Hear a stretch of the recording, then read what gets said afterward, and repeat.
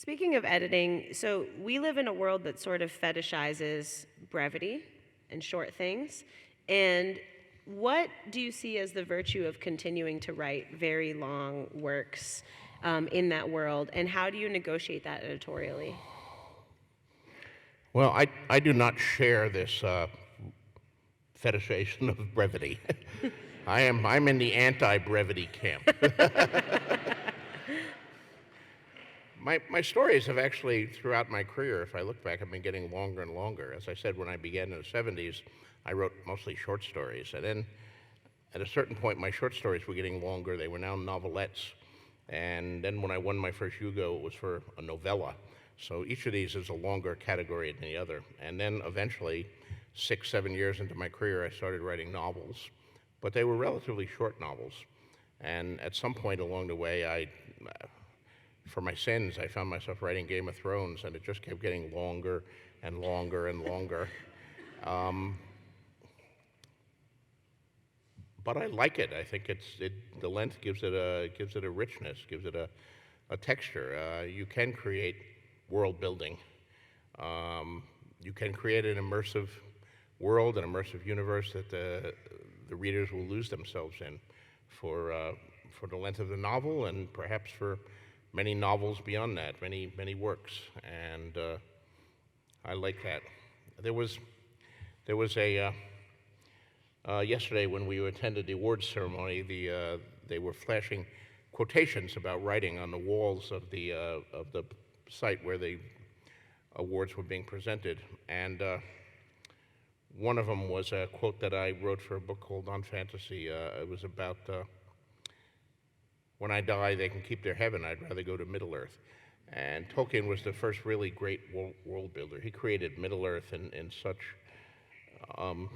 detail that it seems like a real place to me. I mean, I know Middle-earth much more than I know many real places. You know, what do I know about Uruguay?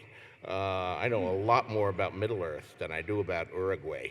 I can describe its scenic wonders and the different customs of its people, and the roads that go from there to there, and some of the kings who have ruled over it in past ages.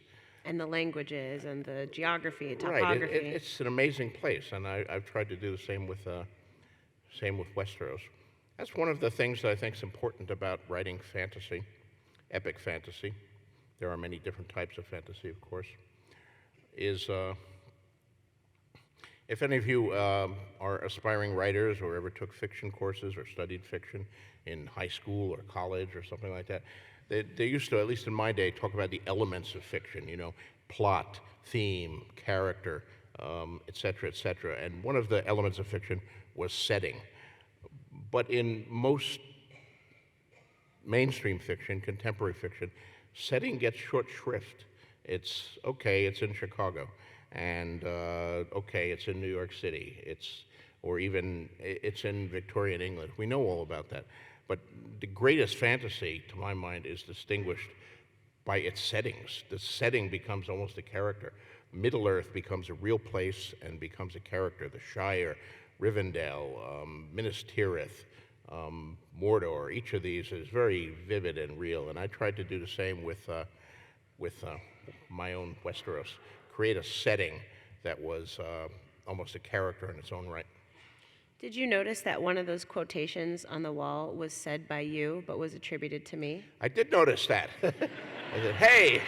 I thought that was very strange. What I a coincidence. Eve said exactly the same thing. I did not say that. I complained to someone, but no change was made. So I want you to know that I'm glad you noticed that. I thought it was very bizarre. There was also a typo in one of my other Yes, because, B-E-A, cause. Oh, I didn't even notice that. Oh, well, you saw a different typo. Editors. No, there was one where I said, that because I'm a reader, I have lived 1,000 lives and loved 1,000 loves. But they changed the loves to lives, so it was I've lived 1,000 lives and loved 1,000 lives, which is different. Sort of repetitious. Different. We had a lovely time. We're very grateful. It was a wonderful event. Wonderful event. The awards were handsome, and very nice. We got to meet the mayor. Yes. And there were 82 authors on stage, and Amazing authors. I wish all their books had been on sale. I would Yes. have gone home with a big stack of them.